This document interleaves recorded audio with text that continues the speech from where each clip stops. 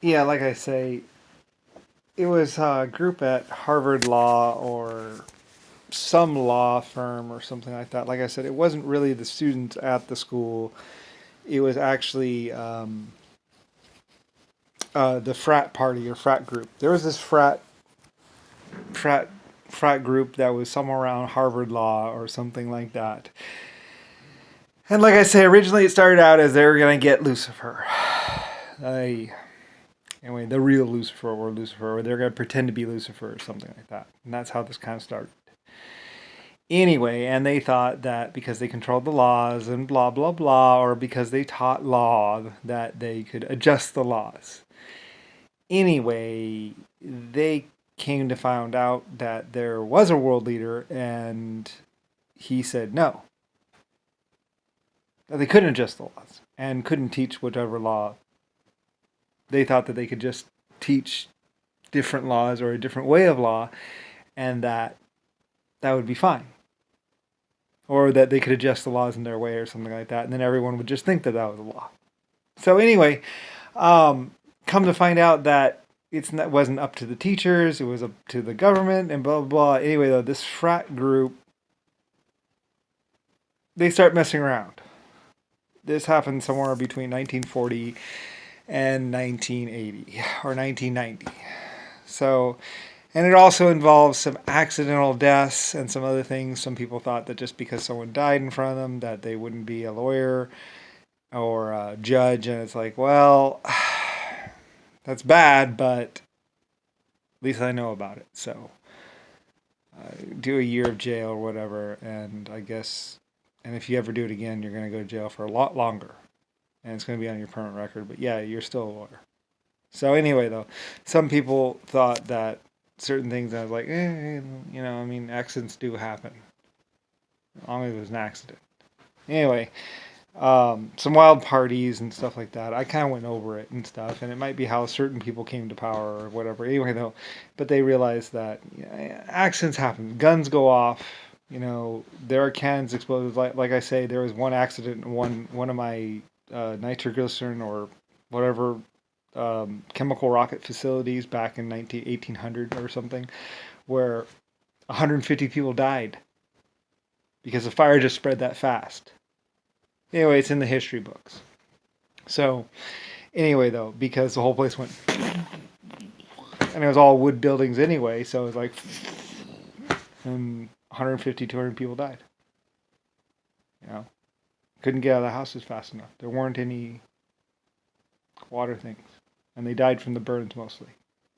So, you know, it was investigated. Like I said, every death, every massive thing on the earth was investigated.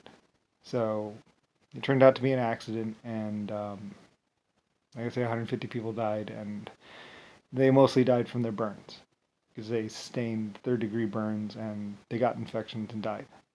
So it happens in 1800 or 1900. Anyway, so like I say, accidents happen. So we all knew this. The world knew this. I knew this. It's just part of being a leader. You're going to lose 150 people regardless, even if you have the most safe protocols. Someone's going to leave an oily rag. Someone's going to be smoking, and boom. So anyway, so a lot of people didn't understand who I was, or what I was doing on the earth beforehand, or why I was doing it, or why humans were a part of it, because I'm the real creator and was a very old life form and leading people. So that's what creators do. We lead people. We help them. So anyway, though, so some Harvard Law kid or some teenager at some point in time makes the world's biggest mistake ever. And this is how it goes into hazing in the government and terrorists that weren't really terrorists, and a whole bunch of death and mess because somebody just doesn't get it. So anyway, someone doesn't believe who I am or doesn't really think I am powerful, whatever. It's like, well, I'm not really that powerful, but I'm not dead yet. So it's like I am the real Lucifer and the real creator of humanity, and someone who's very old, and the name of America and flight and everything. So I don't know. I mean, but somebody hasn't quite figured that out yet. Like I said, someone thinks that they've tortured me already, or someone thinks that some event is in my future, but it's actually in the past, or anyway, whatever. Like I said, they're going to be sifting through America and everything. There's time traveling historians. Someone thought that time travel wasn't used. It's like, well, actually, it was massively used by every race, including Americans and humans, for hundreds of years, thousands of years. Like, some people thought we restricted time travel. It's like, well, no, we just make sure that the right people, that older adults use time travel, not young children. So, you know, or at least children are supervised. You know. So, yeah. So anyway, some people between 1960 and 1980, 1990, they don't really understand. They think it's a game. They think it's a joke. They think it's a lie. They don't exactly understand that, well, it's the world, it's humanity, it's the future. Anyway, like I said, humanity found me about 50 times or more. So, anyway, it's not a big deal, really. It's like, well, Anyway, they've been trying to make my car explode or kill me this entire time. Which, given who I am, is kind of funny. Like I said, to me, they're a mild annoyance and just like an inconvenience. To other people, they're deadly. So, anyway, but like I say, China knew about it, knows about them. North Korea knows about them. Probably the only people that don't really know about them are America.